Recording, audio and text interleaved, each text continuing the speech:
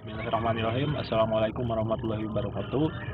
Alhamdulillahirabbil alamin wassalatu wassalamu ala asrofil anbiya'i wal mursalin wa ala alihi wasahbihi ajmain amma ba'du. Segala puji mari kita panjatkan kepada Allah Subhanahu wa taala sang penguasa semesta alam. Selawat serta salam semoga terus limpahkan kepada junjungan kita Nabi Muhammad SAW, kepada keluarganya, kepada sahabatnya hingga kita semua selaku umatnya. Amin ya rabbal alamin. Saya Gifair Ramanika dengan NIM 20121111024. Izinkan di kesempatan kali ini saya akan menyampaikan materi ilmu dakwah singkat yang berjudul mewujudkan Islam yang damai. Seperti yang kita ketahui bahwa Islam merupakan agama rahmatan lil alamin. Dan sejak awal Islam telah mendefinisikan dirinya sebagai agama yang lembut atau al-hanafiyah samhah, dengan menjadikan nilai toleransi sebagai nilai-nilai utama di dalam kehidupan sehari-hari. Nah, tentunya jika ditinjau dari sisi sejarah, kita telah mengetahui bahwa Islam disebarkan di Nusantara melalui cara yang persuasif dan tidak dilakukan melalui kekerasan. Mungkin kita juga tahu tentang metode dakwah yang dilakukan oleh para dai atau para wali di tanah Jawa ketika mereka menyebarkan Islam, di mana mereka menggunakan kesenian sebagai sarana untuk menyebarkan ajaran Islam di Indonesia. Hal ini tentunya sudah sesuai dengan prinsip dakwah seperti yang tertuang di dalam Quran Surat An-Nahl ayat 125 yang berbunyi, Ud'u ila sabili rabbika bil hikmati wal maw'idhatil hasanati wajadilhum billati hiya ahsan inna rabbaka huwa a'lamu biman dhalla an sabilihi wa huwa a'lamu bil muhtadin. manusia kepada jalan Tuhanmu dengan hikmah dan pengajaran yang baik, dan berdebatlah dengan mereka dengan cara yang baik pula. Sesungguhnya Tuhanmu, dialah yang lebih mengetahui siapa yang tersesat dari jalannya, dan dia pula lah yang lebih mengetahui siapa yang mendapat petunjuk. Dari ayat tadi dapat kita simpulkan bahwa seruan mengajak kepada kedamaian ini adalah dimaksudkan untuk sebagai manusia taat atau patuh terhadap aturan Allah Subhanahu wa taala dan sebagai bentuk ketakwaan terhadap ajaran agama Islam. Karena pada dasarnya perdamaian merupakan esensi yang penting di dalam ajaran agama Islam. Hal ini sesuai dengan firman Allah Subhanahu wa taala di dalam surat Al-Anfal ayat 61 yang berbunyi, Wa in janahu lis-salmi fajnah laha wa tawakkal 'ala Allah innahu huwas sami'ul 'alim. jika mereka senang kepada perdamaian, maka terimalah dan bertawakallah kepada Allah. Sesungguhnya Dia itu Maha Mendengar lagi Maha Mengetahui.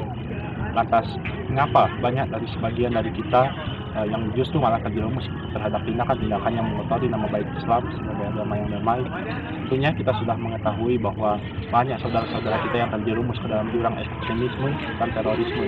Kita juga telah melihat ribuan nyawa, baik anak-anak, wanita, dan orang-orang yang tak bersalah, serta saudara-saudara non-muslim kita di berbagai negara seperti di Irak, di Suriah, dan Yaman telah tewas karena aksi terorisme ini. Lantas, orang-orang mulai bertanya mengenai arti Islam sebagai agama yang damai. Bahkan, orang-orang pun mulai melaksanakan kampanye-kampanye besar terhadap umat Islam atau yang dikenal sebagai Islamofobia. Nah, padahal hal ini sangat bertentangan sekali dengan ajaran Islam, seperti yang tertuang di dalam Quran Surat Al-Ma'idah ayat من 32. أجل ذلك كتبنا على بني إسرائيل أنه من قتل نفسا بغير نفس أو فساد في الأرض فكأنما قتل الناس جميعا ومن أحياها فكأنما أحيا الناس جميعا ولقد جاءتهم رسلنا بالبينات ثم إن كثيرا منهم بعد ذلك في الأرض لمسرفون. Oleh karena itu, kami tetapkan suatu hukum bagi Bani Israel. Barang siapa yang membunuh seorang manusia bukan karena ia telah membunuh orang lain atau berbuat kerusakan di bumi, maka seolah-olah ia telah membunuh seluruh manusia. Dan barang siapa yang memelihara kehidupan seorang manusia, maka seakan-akan ia telah memelihara kehidupan seluruh manusia. Sesungguhnya Rasul kami telah datang kepada mereka dengan membawa keterangan-keterangan yang jelas. Akan tetapi, banyak dari mereka yang setelah itu melampaui batas-batas di bumi.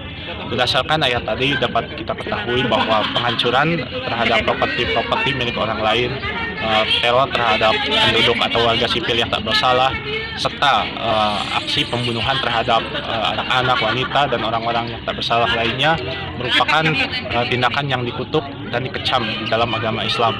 Hal ini sesuai juga dengan firman Allah Subhanahu wa taala di dalam Al-Qur'an surat An-Nisa ayat 93 yang berbunyi, ومن يقتل مؤمنا متعمدا فجزاؤه جهنم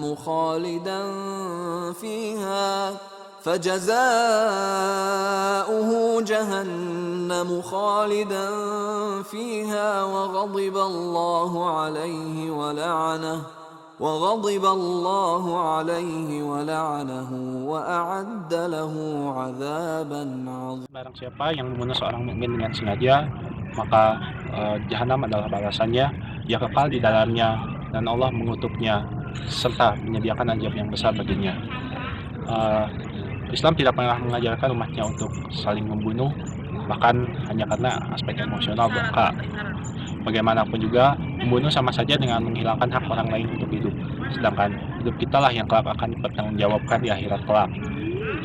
Maka oleh karena itu, kita selaku umat Islam harus selalu menjaga perdamaian dengan cara saling menghargai dan menerima perbedaan, tidak bergunjing, berbicara dengan santun, dan tidak memaksakan kehendak. Orang non-muslim tidak membaca Al-Quran, mereka juga tidak membaca hadis. Ya, mereka melihat Islam dari dirimu, karena sesungguhnya citra Islam itu ditujukan oleh para pemeluknya.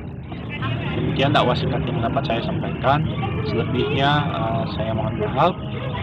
Akhirul kalam, subhanakallahumma wa bihamdika asyhadu an la ilaha illa anta astaghfiruka wa atubu ilaik. Assalamualaikum warahmatullahi wabarakatuh.